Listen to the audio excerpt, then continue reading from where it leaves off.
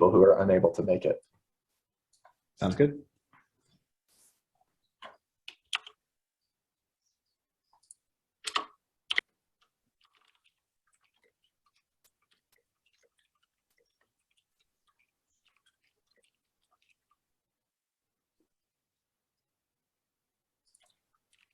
I see some familiar names.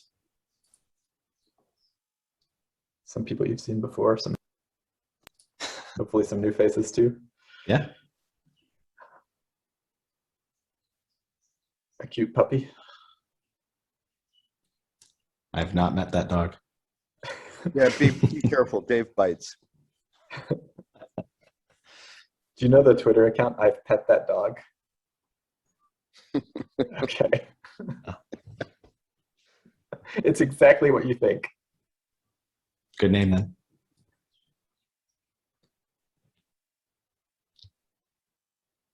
Should I get started with screen share? Yeah, if you want to. We have a waiting room, so people are going to get clicked in as they get clicked through the waiting room, but you might as well start screen sharing.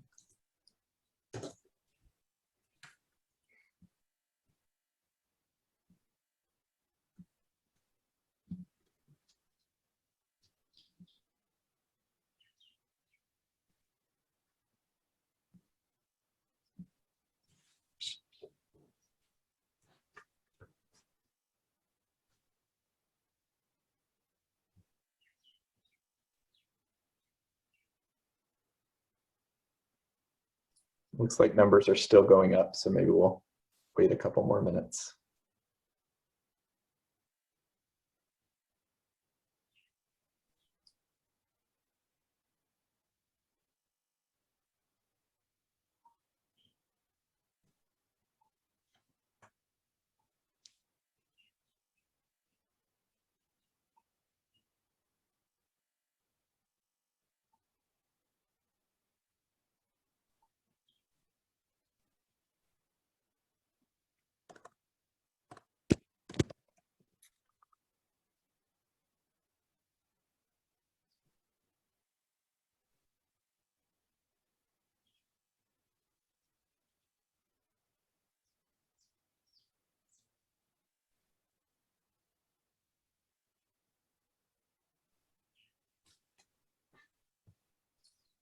Okay, it looks like we've, oh, I was going to say it looks like we've stabilized, but someone's still showing up. It looks like we're pretty close to stable in terms of never mind. Maybe a meeting just ended or something.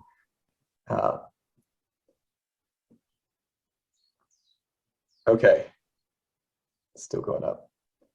Are there more folks in the waiting room, or did we? I'm guessing we've gotten everyone at this point who is at least pre-waiting. Okay, so it's my pleasure to introduce Dr. Greg Way.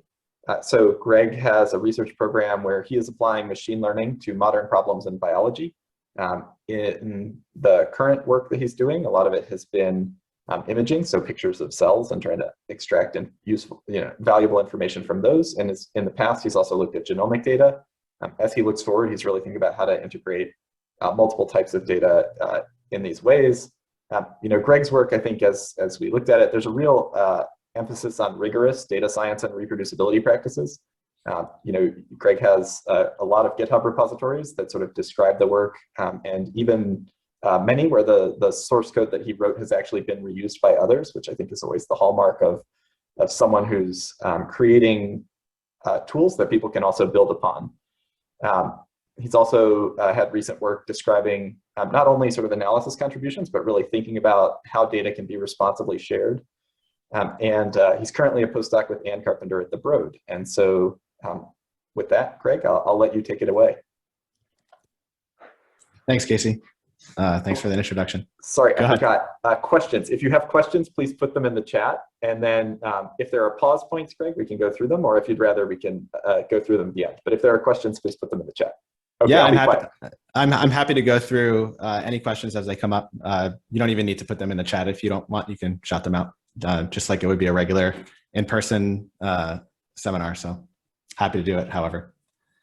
I guess I'll just get started. Like Casey mentioned, I'm Greg. I'm currently a postdoc in the imaging platform at the Broad Institute. And the title of my talk today is Biological Pattern Discovery in High Dimensional Data. And so to motivate these concepts, I think it's helpful to think about a specific example to make sure that we're all thinking about them in the same way. And so I recently visited the Boston Science Museum. I don't know if anyone has ever been there, but right as you walk in, there's this sculpture called the River Loom by Ruben Margolin, and it's a really nice sculpture, and it's sitting there right in front of this giant mirror that's overlooking the Charles River, right between Boston and Cambridge. And it's not just a sculpture that's static; it actually moves, and it's supposed to mimic the waves. The undulating waves of the Charles. And so the way that it is able to do this, create this pattern, is through a single gear that's at the top. So this gear shifts, and it's connected by thousands of strings to these other circles, circular structures that are all connected to different points within this surface. I mean, as this gear rotates, you can kind of see in this image, the shape undulates in like a predictable, specific way. And this was designed by a single person, just one sculptor created this. And to emphasize, it's a single point that's kind of rotating, and the shape that's underneath it is causing a predictable change. And so we see this concept in biology all the time. It's not a new idea. It was popularized in the 1950s by the scientist Conrad Waddington, who came up with this theory of epigenetic landscapes. And so he's talking about epigenetics, not in the same way that we think about it today. Back in his day, that term didn't really have a definition. He's really talking about anything that's on top of genetics. And so he was also thinking about it in the context of developmental biology. So this could be like a pluripotent stem cell that exists in some biological state that's held up by this underlying genetic regulatory network. And this pluripotent stem cell can go through any one of these number of different lower energy states that is driven by these underlying changes in the genetic regulatory code.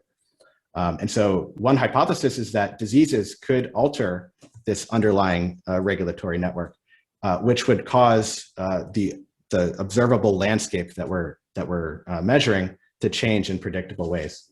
And so biology has had millions of years to develop many more than this individual single gear that's shifting. In high dimensional data sets, what we're doing is we're measuring this underlying landscape and ideally trying to infer what actually is causing this change. And so I argue that finding biological patterns really depends on two key things. And the first of which is the actual assays that we measure. So you can measure high dimensional biology in a bunch of different ways. You can look at its genome, you can measure a biological entity's transcriptome, epigenetics, cell morphology, and the patterns that you're able to identify depend on the assays that you choose to measure. That might seem obvious. But to really drive this home with a concrete example, this is an analysis performed by Adeni Adeboye, who is a master's student in data analytics from Grand Valley State in Michigan. He was an intern in my little group that I carved out in Ann's lab. So what he did was he tried to predict compound mechanism of action using two different sources of high dimensional data. So on the x-axis here, this is cell painting. This is a morphology-based readout. And on the y-axis, this is L1000, a gene expression-based readout. And each point represents a mechanism of action that he trained deep learning models to predict. And so you can see many of these points, actually you don't get really good performance at all. These are all in the lower left quadrant. But you are able to predict a handful rather robustly. So things like PKC activators can be predicted very well when you use cell painting readouts, as well as gene expression based readout. But then there's lots of things that are off the diagonal, indicating that if you were interested in measuring a specific compound mechanism, you might be better off measuring one assay or the other. And so not only do they depend on the assays that you measure, but they also depend on the models that you choose to extract them. And these two components will become more clear when I discuss the 4 separate anecdotes that I'm going to talk about in terms of finding different biological patterns using different kinds of data and different approaches. But that's all fun and good, and it's super awesome to find new patterns in data that you've never seen before. But really what matters most is what you actually do with those patterns and why they're important to find. And so I'm going to be talking about cancer research, biological pattern discovery in cancer research. But just know that these types of approaches are not exclusive to cancer. As different diseases continue to collect more and more data, we'll be able to do this in much more than just cancer biology. So to go back to this river loom example, in the first anecdote, I'll talk about trying to detect RAS activation. So we have a single gear that we're trying to find, specifically RAS pathway activation. And the landscape that we're measuring is gene expression. And so specifically, we're using data from the Cancer Genome Atlas, which was this super amazing initiative that had huge impact and continues to this day. If you're not familiar with the TCGA, all the data is publicly available. It measured a whole bunch of different types of data. So that's one of the real strengths of this data set. Gene expression, mutation information, protein, some histology, across 33 different tumor types from about 11,000 different patients. And so this project culminated in 2018 with the release of this whole huge corpus of papers from the Pan-Cancer Atlas, of which we were involved in this one particular one characterized in the RAS and NF1 pathway. And so the reason why the RAS pathways was our focus is that it's extremely important in cancer. It's a pretty complicated signaling cascade that has a lot of surface receptor proteins that signal down through the core RAS genes into BRAF and MAP kinases that deal with a whole bunch of different biological processes from increasing proliferation, promoting cell survival, and aberrant translation. And so what's even more important about the RAS pathway is that it's the TCGA showed that these genes are aberrant in almost half of cancer patients, and some tissue types have higher prevalence than others. But in general, 50% of the time, this pathway is misregulated. And like I mentioned, it's involved in a bunch of different oncogenic processes. And until actually like last week or 2 weeks ago, it was considered an undruggable target. So Amgen, actually, this undruggable target, this is old news. So the company Amgen just had received FDA approval to treat KRAS G12C mutations in lung cancer. They identified this, their so-called hidden pocket that forms in specifically G12C mutations. And they developed a small molecule that permanently deactivates KRAS for that particular residue, which is super exciting. Now we can no longer say that this is undruggable. And there's going to be a whole host of research that is going to follow with this discovery. But anyway, our particular initiative for this project was to see if we can identify a signature of RAS activation using gene expression data. So the fundamental hypothesis was the gene expression landscape changes in some specific way such that we can infer that this specific signaling cascade is aberrant. And so we used gene expression data and mutation data. Like I mentioned, the TCGA captured both of these types of data and more. And we used a tool, a category of tool called supervised learning to know, because we know every sample that has one of these core RAS gene mutations, so KRAS, HRAS, or NRAS. And we trained a supervised learning model using the gene expression data to say which one of those had a specific alteration, an oncogenic activating mutation in one of these 3 core RAS genes. And so to make a long story short, we were able to identify a reliable supervised learning predictor of mutations in these 3 core RAS genes using traditional machine learning based approaches to, I guess, categorize how good the classifier was. And so what you want to see are these 3 lines being pushed up towards the top left. This is a receiver operating characteristic curve, whereas these lines, if they're on the top left, that's a really good model. But we know biology is messy, and our labels probably weren't as accurate as they could be. Some of the measurements could have been off for various reasons. So I'd say in a test set, an area under the curve of 84.1% is pretty darn good for this particular case. But it's never really good enough if you're looking at only within a single data set. So really the gold standard is seeing if your classifier can generalize to data that your model's never seen before, and not only never seen before, but might be captured on an entirely different platform, an entirely different molecular system by an entirely different lab. So we went to the public databases and turned to resources from the Cancer Cell Line Encyclopedia, which is this really nice resource that contains gene expression information and mutation data, just like in the TCGA, but for cell lines instead of patients. And so we applied our RAS classifier score to all of the gene expression data from the about 800 cell lines that were in this resource, and we saw that our classifier was able to generalize. So there's 4 boxes here, 2 different groups to focus on. This first group on the left is significantly lower than the 2 boxes that are on the right, indicating that our classifier was able to generalize to these cell lines. What was even more exciting is if you look within the RAS wild-type tumors, cell lines, we see that there is also a significantly higher classification score for cell lines that are BRAF mutant. So this was also a significantly higher score between the cell lines with RAS wild-type. And we know that BRAF is also in the RAS pathway. So this is telling us that our classifier is capturing more than just mutation status of this particular gene. What we're really finding is the signature of the signaling cascade.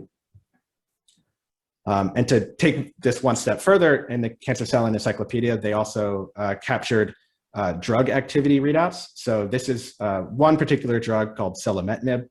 And the y-axis here indicates how well this particular drug is able to kill the cells that were in that Cancer Cell Line Encyclopedia. So for example, this point here is killed really well by selumetinib. So for whatever reason, it has the molecular characteristics that cause it to die upon exposure to selumetinib. And so what we see with our comparing our RAS classifier score against this activity area, we don't really see any sort of relationship with RAS mutant samples.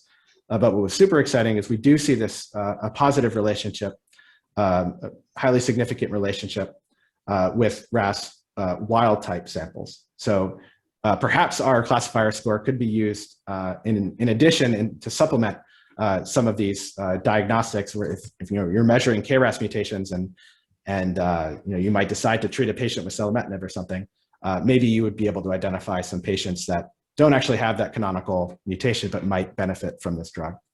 And so kind of serendipitously, this particular drug, selumetinib, was approved just last April by the FDA to treat patients with neurofibromatosis type 1 patients with specifically inoperable plexiform neurofibromas. We also know that NF1, which is the hallmark gene that's altered in this particular condition, is a tumor suppressor in the RAS pathway. Further evidence that our classifier is picking up on more than just the mutation status. Really what it's finding is this underlying mutation, this gene expression landscape changes. So if I could leave you with one particular nugget from this anecdote, I think the one piece of knowledge that I think is the best to take home with is this idea about model generalizability. It's not good enough just to find a model that works in your data set. You need to make sure that it works across biological entities and new data and data that's in the public domain. That's really how you get a robust model. You need to benchmark it against, basically need to stress test it as much as you can. If you're interested in finding more about this particular story, this was published in 2018 in Cell Reports. All of the code to reproduce the entire paper is in this repository, and this was work that was co-led by Casey and Yolanda Sanchez at Dartmouth. And so I'll jump into my second story here, which is we have the same exact gene expression landscape, but we don't want to restrict ourselves to finding only a single signal. We don't want to find only RAS activation. We want kind of the data to do the talking, and we want to find we want to be able to discover new biological signals. And so there's many more in biology. We know that. It's not just this one man-made gear. There's lots of different signals, and we want our models to be able to characterize them all, basically. And so the way that we do this is especially in high dimensional gene expression research, is with these class of models called dimensionality reduction models or compression algorithms. And so this is kind of a motivating slide to describe what I mean when I'm talking about these models. So we have as input these gene expression matrices, which is the same input from the previous example where we're looking for specifically RAS mutations, but now we're using the entire gene expression matrix here, samples by genes. We compress it down into a lower dimensional latent space. And by recompressing it back into the original space, you can learn to reduce the difference between the original and the reconstruction. So these are the so-called compression algorithms, and there's a whole bunch of different ones that have different assumptions and different model parameters. These are the 5 core ones that are most often used in gene expression research: principal components analysis, independence components analysis, non-negative matrix factorization, and denoising autoencoders and variational autoencoders, so a bunch of different flavors of autoencoder. But in these types of approaches, when a user is interested in extracting these biological patterns, the user must select which algorithm to decide to train. And not only do they need to select the algorithm, but they also need to select the dimensionality of the latent space. So in this example, there's 3 or maybe more because of these ellipses here, but the user must decide how many latent space dimensions to train. And this is important because it reveals how many biological signals can you actually extract. Because under the hood of these algorithms are these weight matrices, which contain distributions of gene activity.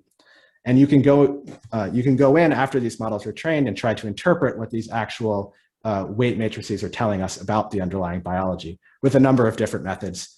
Typically, you analyze the genes that are at the tails because these are the ones that are contributing most to that particular signal. The key piece of this particular work is combating this notion of one model paradigm. So what typically happens in this space is when people are interested in training on supervised learning algorithms is they will select a single model. They will minimize some mathematical heuristic on the y-axis, train it with a couple of different intermediate dimensions, latent space dimensions k, and select one that minimizes this mathematical heuristic and makes the models as simple as possible. And so this is the so-called elbow method that we see all too common. But we wanted to take it a step further here. We were interested in asking the question, how does the tool you use impact pattern discovery? So we know that all models are wrong. We can't really recapitulate biology with a mathematical model to complete fidelity 100% of the time. But some of the models that we train can be useful. And so we asked maybe the models are useful in different ways. And so what we did was this approach here. I won't get into too much details, but essentially we used 3 different large gene expression data sets, one from the Cancer Genome Atlas, one from GTEx, which is normal tissue, and one from Target, which is pediatric cancer. We trained 5 different dimensionality reduction or compression algorithms, PCA, ICA, NMF, and 2 flavors of autoencoders with increasing dimensionality. So we slowly titrated the number of dimensions that we used to train from k equals 2 to k equals 200. And we did this with 5 separate iterations. So it was a total of 4,200 models. We named this approach BioBone after Alan Turing's and other cryptologists have developed their bone machine in World War II to decrypt messages that were sent by Enigma machines. And so I think the stakes are a little bit lower here for us than they were for Alan Turing. But the fundamental concept of crunching numbers as much as possible, as much as we can, just letting the computer do the work, I think is what we took from Alan Turing and his team. And so in the BioBone approach, I'll just talk about one specific anecdote here. And this is looking at a specific biological pattern that we were interested in. This is called MYC-N amplification. So MYC-N is a really important transcription factor, specifically in this neuroblastoma, which is a pediatric cancer, a really terrible pediatric cancer. And so MYC-N status is typically used to inform prognosis in these patients. And so what we wanted to see was, as we increase the dimensionality of our latent space for the 5 different models, what is our ability to capture this particular signal? And each of the colors represents a different algorithm. And so we can see for most algorithms, as you increase the dimensionality, you are better able to capture this particular signature. But for others, like independence components analysis, this is ICAs in blue. Sorry, I don't have the figure legend here. But in blue is independence components analysis. And you can see that as you increase the dimensionality, you actually get worse at describing this particular signature. Focus on orange here. So the orange is the variational autoencoders. And so at this particular dimensionality, k equals 50, we're able to capture this signal with the lowest p-value. And so we focused on this particular model, and specifically feature 12. So remember, with the latent space dimensionality 50, we're actually generating 50 different compressed features, and it just so happens that VAE feature 12 is what's doing the best at separating McN status. And so we do see, in fact, in the target data, that we nearly perfectly separate amplification, a McN amplification from the amplification status in this particular data set. And again, this is never good enough, so we need to use it on orthogonal data that's captured in a different system on a different lab.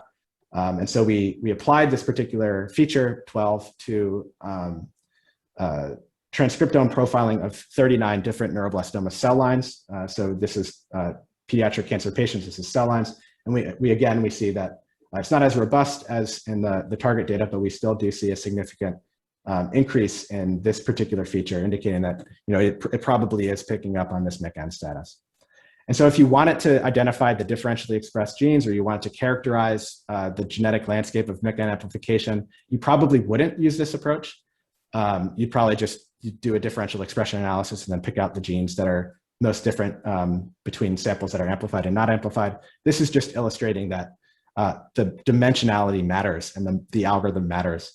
And that if you think that you're going to just capture as many patterns as you want using a large model, you might not end up doing that. So that's the nugget from this particular anecdote.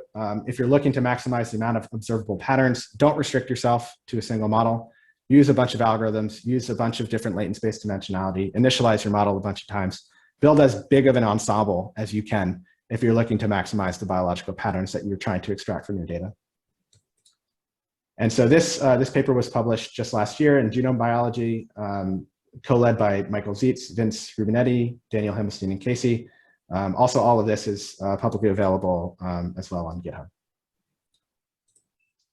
Okay, so I'm halfway through. I'm going to talk about two final anecdotes, but not in gene expression, using morphology. So maybe I'll pause here if there's any questions about the previous two, but if not, I'm happy to continue.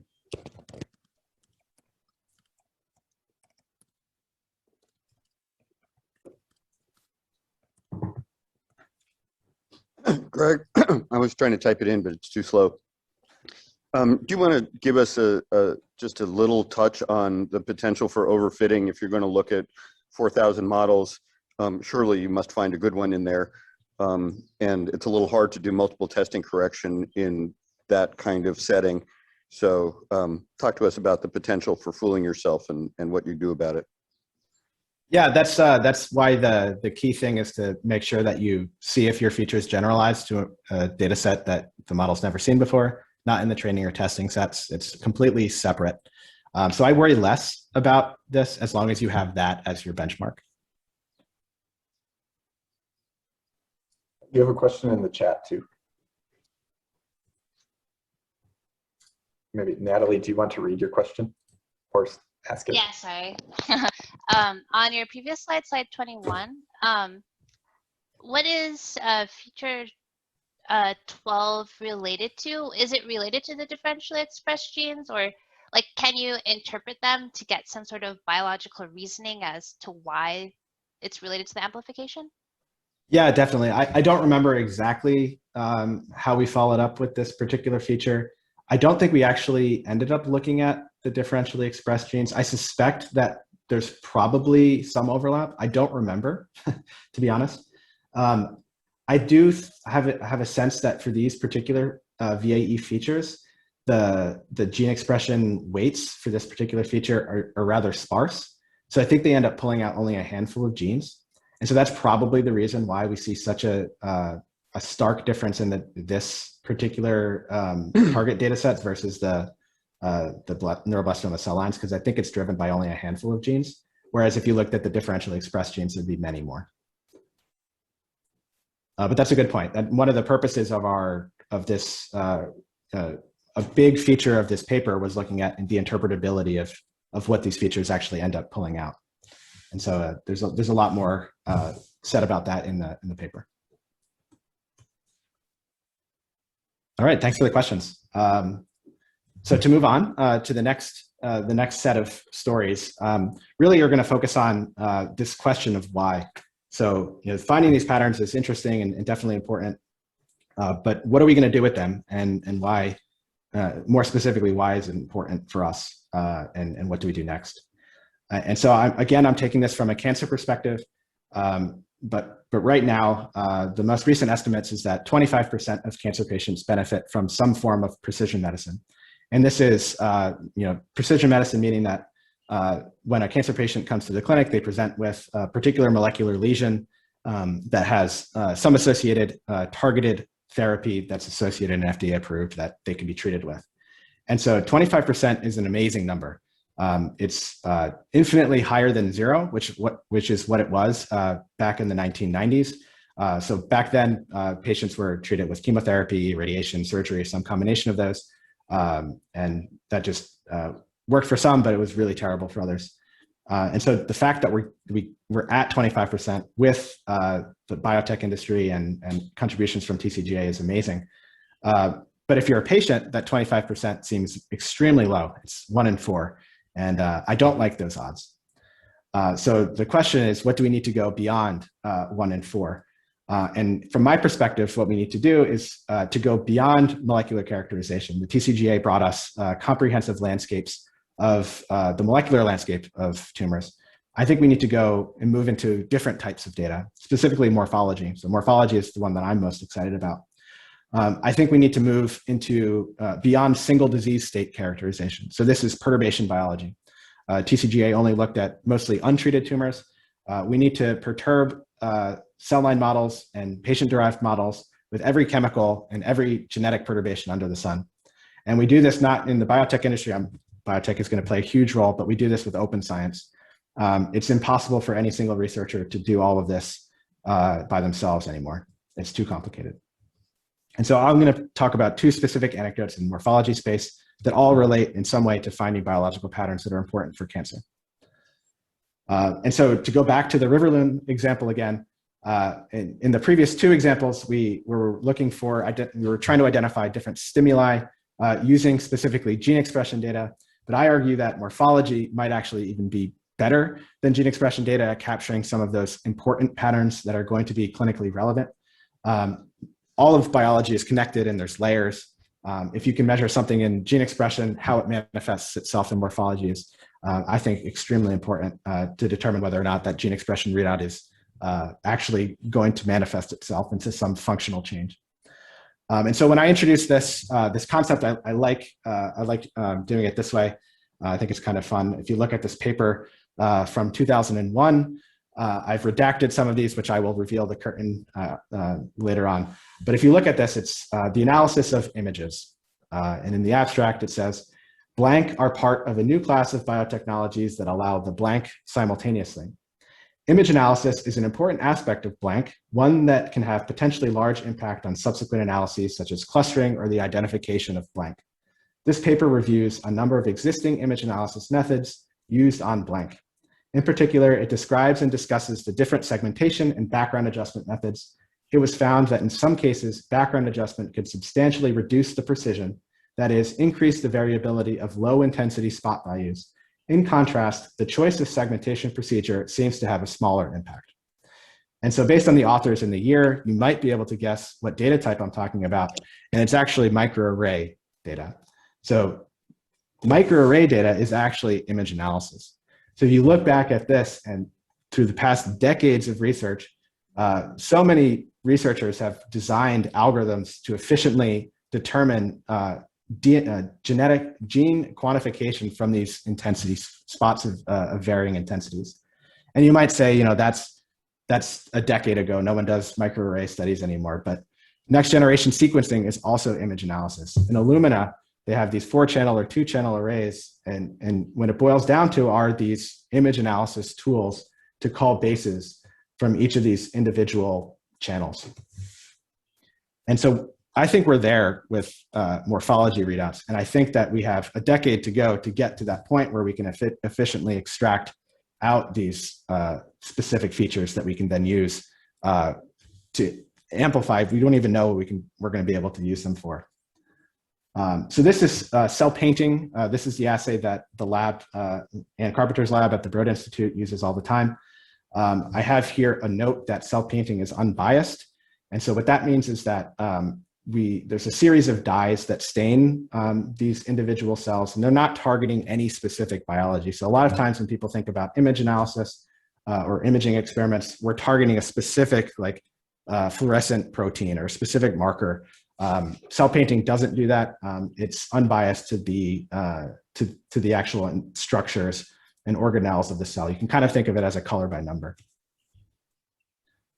And so more specifically, cell painting is staining different entities in cell biology. So it stains for nuclei, the endoplasmic reticulum, nucleoli, cytoplasmic RNA, actin, Golgi, plasma membrane, mitochondria, and you can merge it into these really nice pictures that are nice to look at in publications and are good for Twitter posts and threads. But it's also a super powerful approach that is super amenable to creativity, and it's right now tightly linked to the experimental design. And so this is a cell painting workflow where first you select what particular biological material you're looking for, either a patient line or some sort of cell line. You decide what to perturb your cells with, whether it's a chemical or genetic perturbation. You plate them in multi-well plates, so usually 384 well plates. You apply the cell painting reagents, which are a series of, they're toxic dyes, so you have to fix the cells, and then you measure their cell biology. You perform image analysis, so you segment the cells, you segment the different cytoplasm and the nuclei, and then you perform feature extraction. So you measure what morphology features are there, and it essentially goes down eventually into this matrix of cells by features that you can think of and use it in the same way that you would other high-dimensional data sets like gene expression. And then you do a whole host of downstream analysis. So I've been spending a lot of time in this particular component, this particular arrow, and this arrow makes it seem really simple, but it's not at all.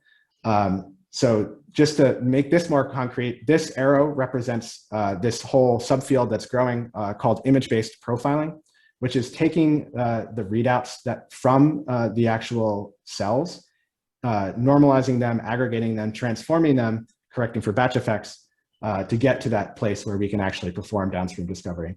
And so I've been building this software called PyCytoMiner, which is open source on GitHub, that takes data from level 1 data, so these are images, either use Cell Profiler or some other deep learning tool to segment cells, extract features, pull out single cell profiles, and then perform our image-based profiling pipeline, which includes normalization, feature selection, forming consensus profiles that are then evaluated and subsequently used in downstream discovery.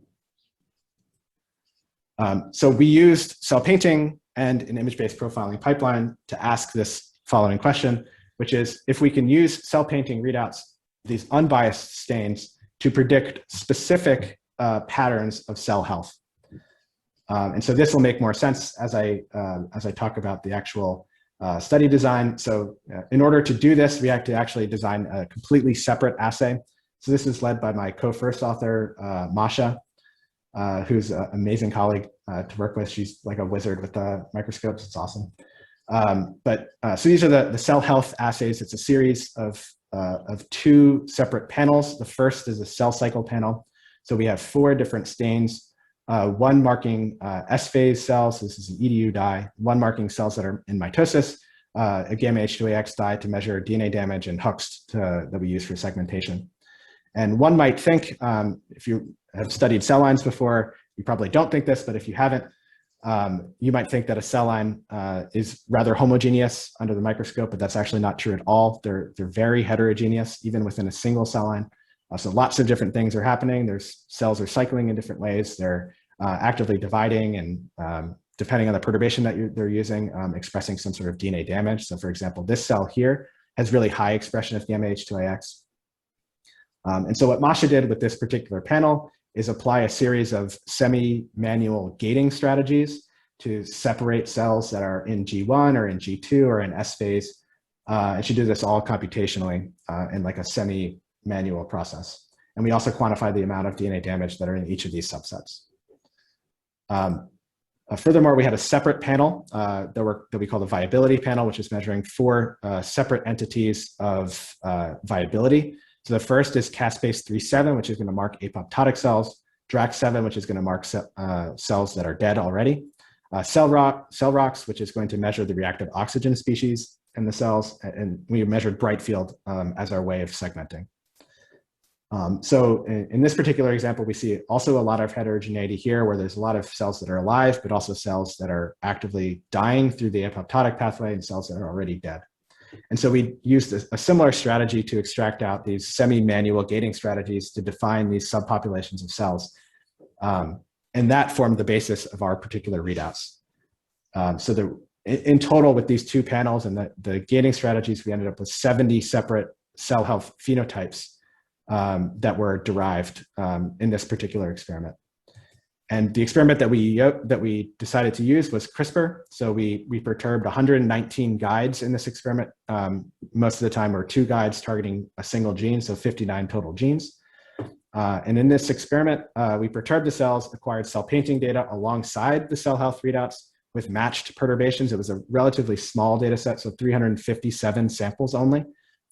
Through the image-based profiling procedure, we have to aggregate. So these are actually 1 level higher than well-level profiles, but that probably isn't important. But so there's 357 samples here. Through the image-based profiling pipeline, we end up with 952 different morphology features. And so the approach that we took was to train a simple machine learning algorithm, just a logistic regression supervised learning algorithm, to use this same X matrix to predict each of the 70 cell health readouts independently. And so this is the approach, the final results, where each of the 70 different cell health readouts that we're predicting are on this axis here. And the performance of the test set, it's a regression model, so the R-squared performance is on the x-axis, and the width of the bar indicates how well the particular models are performing. And so you can see there's quite a large range in performance. Some models don't work at all. Some models work reasonably well, and some models work very well. But there's also some differences across the different cell lines. So that's something I didn't mention. We use 3 different cell lines here, 119 times 3.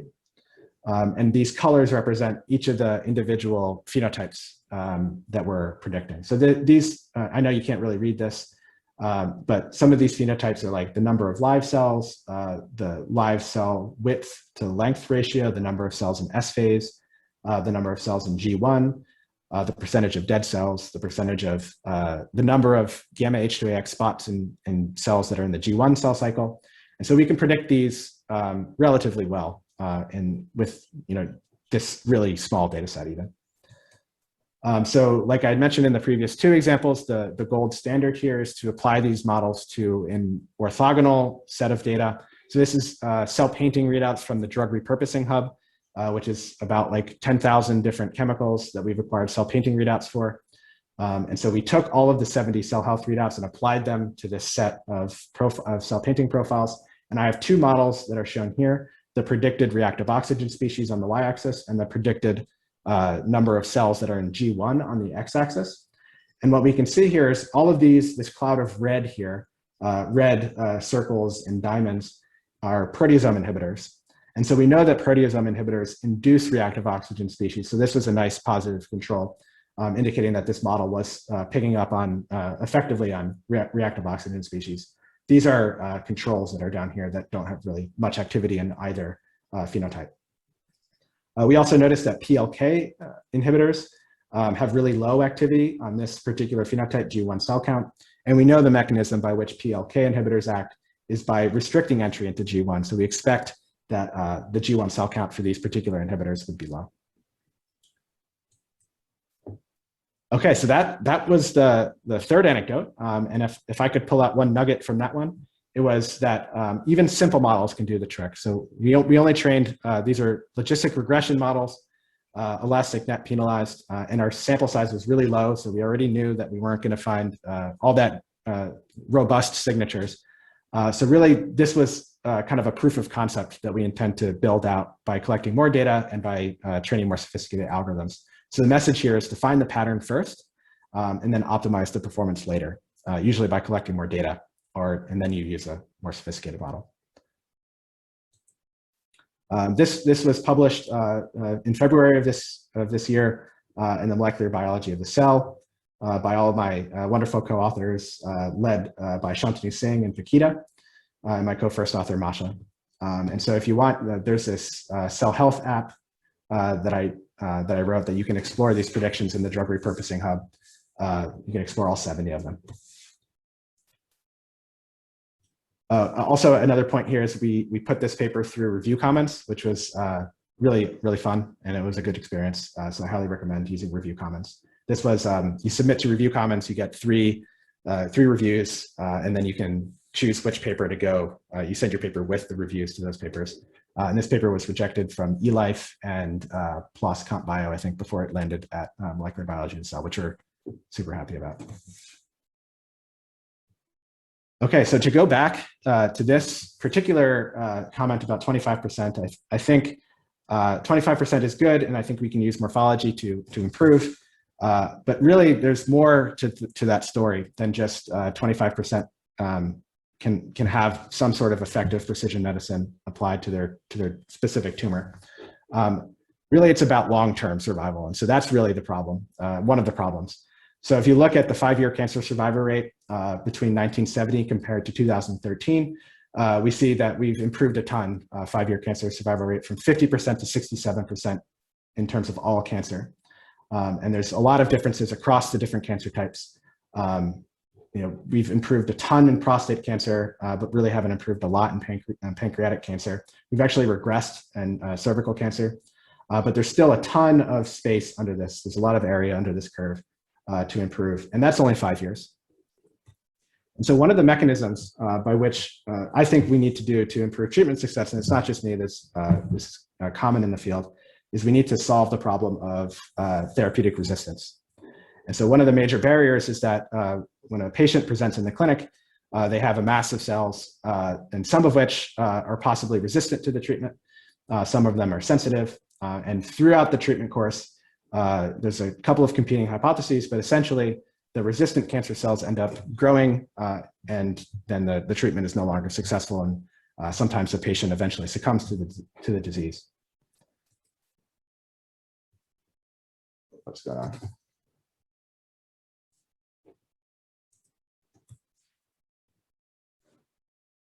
Okay, so the question here was, can we identify resistant cells before treatment? So before treatment even happens, if successful, maybe we can use a patient's cells and determine the proportion of cells that might respond to that particular treatment, or what proportion might be resistant. And so this is the pattern that we're trying to find. We have two separate landscapes that we're looking at in morphology space: resistant cells as well as sensitive cells. And our model system that we used was HCT116. This is a colon cancer cell line that is microsatellite and stable, so it generates a ton of mutations. It's really good for this type of approach because many of the mutations that it eventually acquires confers resistance, specifically to bortezomib, which is a proteasome inhibitor. And we're using cell painting again to determine whether or not we can tell the difference between resistant and sensitive clones. And so this is our experimental design here. We have our parental line, which we're clonally selecting with bortezomib. We also have a separate arm where we're selecting cell lines and then testing later on whether or not they're sensitive to bortezomib. So eventually what ends up coming out are a series of clones that we know are resistant to bortezomib and a series of clones that we know are sensitive to bortezomib. And so we've confirmed that our clones do have this specific resistance status. So these clones here, clone A and E, we in the past, we've characterized them to have this specific mutation, the PSMB5.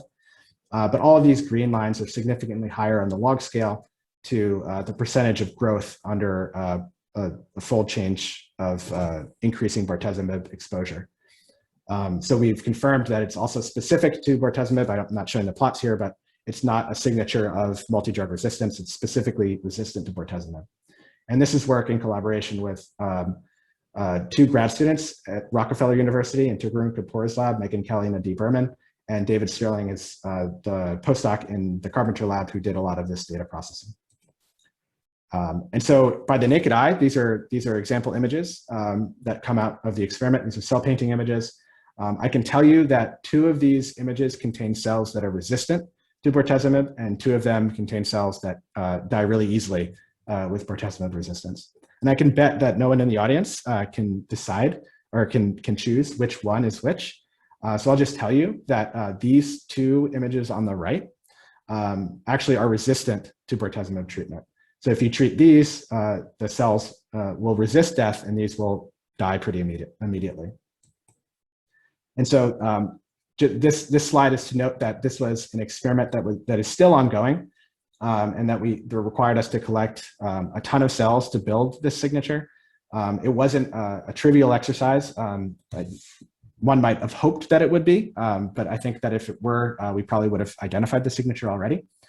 So in total, we had to collect 23 million cells of cell painting readouts across a whole variety of different treatments. But really, I'm going to focus on the untreated, the DMSO treated cells.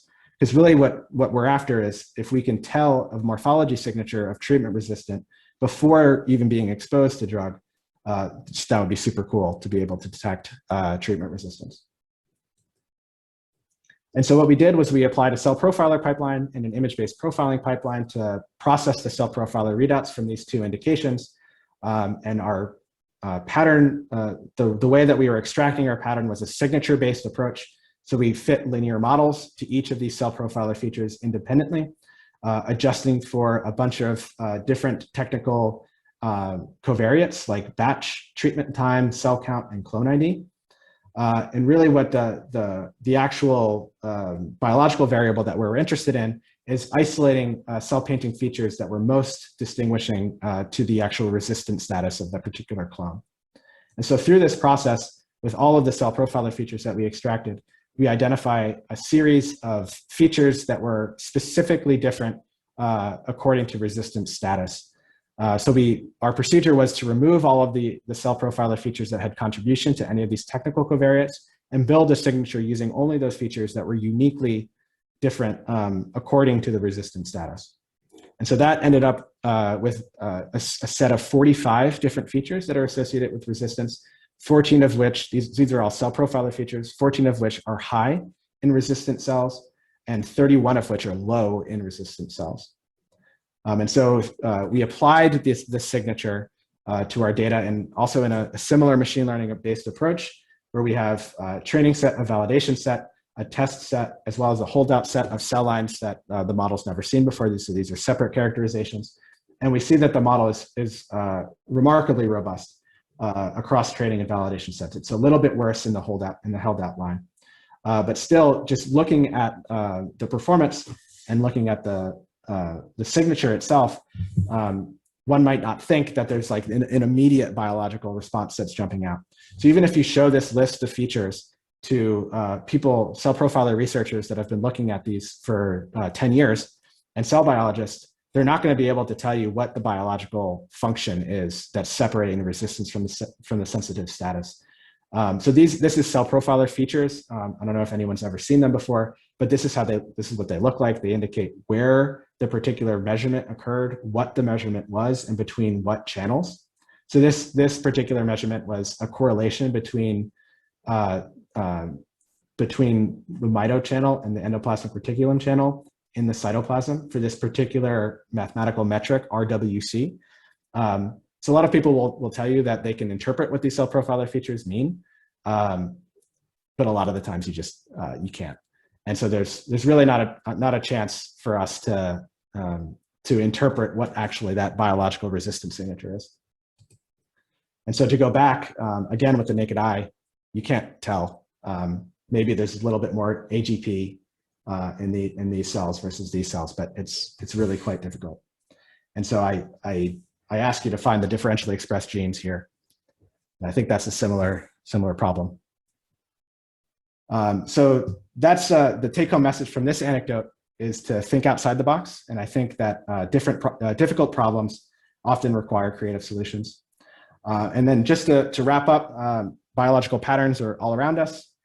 High-dimensional readouts provide us with a systems biology perspective, and different modalities like gene expression and morphology and other epigenetic readouts are going to provide different measurements, different views. And we're going to need to do this across different scales in genes and organelles, cells, organs, organoids, organisms, and populations. You can extract and discover and interpret biological patterns with different tools, including supervised and unsupervised learning. You can build signatures and apply them. And we want to use patterns to influence drug discovery, mechanism characterization, prioritization, and clinical decision-making across more than just cancer. There's tons of challenges with this, infrastructure challenges. I can tell you in morphology, there's tons of infrastructure challenges, software, hardware, systems, lots of method development that's required, so different approaches, different algorithms, specifically multimodal data integration. There's lots of political challenges with open science funding and acknowledgement for computational biologists. But with these immense obstacles, there's a ton of opportunities, and I'm excited to be a part of this in some way. So with that, thank you all for listening. I'd like to thank all my genomics collaborators, there's many more than are listed here, but just the ones that contributed a lot to the projects that I talked about. All of my imaging collaborators, which there's also more than just these. These are just the ones for the two projects that I talked about, as well as Anne's lab, which is where I sit currently. This pandemic has been challenging, but also I think taught us a lot, and it was great being a part of Anne's lab during this time. Thank you. Okay, so we have time for questions, and there's lots of virtual applause, and I think Melissa has her hand up. Yes. Because it's only fair that we're doing this on Zoom. Wonderful talk. Thank you so much. I have a question, and you probably expected someone like me would ask you this question. Basically so a lot of the types of approaches that you're taking are just new ways of classifying things, classifying cells, classifying expression. How do you imagine, and maybe it's a two-part question, what are some of the barriers that you've run into, say, for example, the poor metadata that's present in the links data set? How have you overcome that? How are you, dealing with that fact? What would you like to see?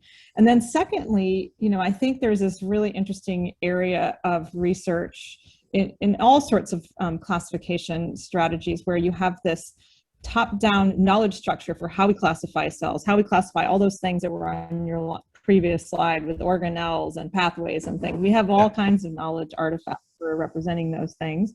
But then we have this bottom-up data-driven approach to sort of how do these things cluster using a variety of machine learning and other types of classification strategies. How can we create a better dynamic between these two things? And I guess one of the things that keeps me up at night is how we think about the sort of data-driven classifications kind of missing the boat because they're too contextually specific. So we want to leverage this broader knowledge structure to make sure that we are not just completely out in left field, but when we find something that's really important that's out in left field, we want to know that it's out in left field, if you know what I mean. So, yeah. So essentially, kind of doing a bit more sort of iteration and sort of context checking, if you will, by using those knowledge classification structures. Yeah, I mean, that's an amazing question. One that I could probably, we'll talk later about this, but one that I think requires more thought on my part to answer, but I think that that's completely on point. And I think one of the challenges, I could talk specifically about the links metadata, and I'm well aware of how messy it is. A lot of those challenges, so we actually had to generate our own metadata and acquire resources that were unique within our own access and present them publicly, rather than rely on the annotations that are provided through the links resource. So the Broad is an interesting place and one that requires careful navigation. And I think a lot of those challenges are political, specifically for the links metadata, and that I was kind of running into head on. We can talk more about that later on, but I totally agree. I think it's super interesting to see how historically people have thought about like what resolution of data to look at, whether it's the gene or the pathway or the organelle. And there's connections between all of those.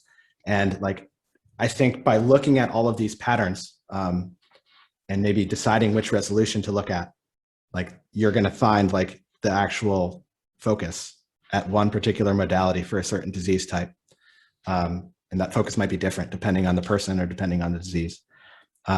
And I think like collapsing to the gene has been super easy because there's lots of methods that enable people to analyze gene sets and makes publishing papers easy, and it makes getting grant funding easy, or easier. Is it the best way? I don't know. But I think, yeah, I'm excited to chat more about this. Terrific. Thanks. Yeah, me too. I feel like, does anyone else have a question before I hop in? I'm not seeing any in the chat. So I feel like, cellular morphology is really interesting, right? It's just like a fundamental tool for thinking about cell biology as well, like understanding like what physical processes are leading to, what you're seeing in this morphological data. And, are there examples of that where you can really see well? I know you said there were the general features you couldn't see, but are there some where we kind of know what physical process is happening and it's leading to some certain morphology? Yeah, definitely. Yeah, so that's those are like when you see those types of patterns, and it's like, yes, like that's great. For one particular example, there's a project in the lab where we're looking at patients with bipolar disorder versus control population, and it turns out that in this particular example, the mitochondria of fibroblast cells are like kind of closer towards the periphery of the cytoplasm. They're arranged differently in bipolar patients versus control population, and like that wasn't expected. Maybe you would expect to see that in neurons, but definitely not fibroblasts. But it turns out that like in bipolar patients, there is this component of like some metabolism change that they often have side effects of metabolism disorders. So it's not that surprising that you might be able to see this systemic difference in these particular class of patients. So yeah, I think that there's a lot of low-hanging fruit in morphology, and there's also a lot of more challenging things. And I think that once we build up that infrastructure, then the fruits will start to fall from the tree. Thank you. And I recognize that we are at the end of time and your schedule today is packed. And so I guess I just want to take a chance to thank you again for joining us. And if people have questions that they didn't get to ask, maybe Greg, would an email be okay as a way to reach out to you? Definitely, yeah. Okay, sounds great. Thank you so much. Thanks, everyone.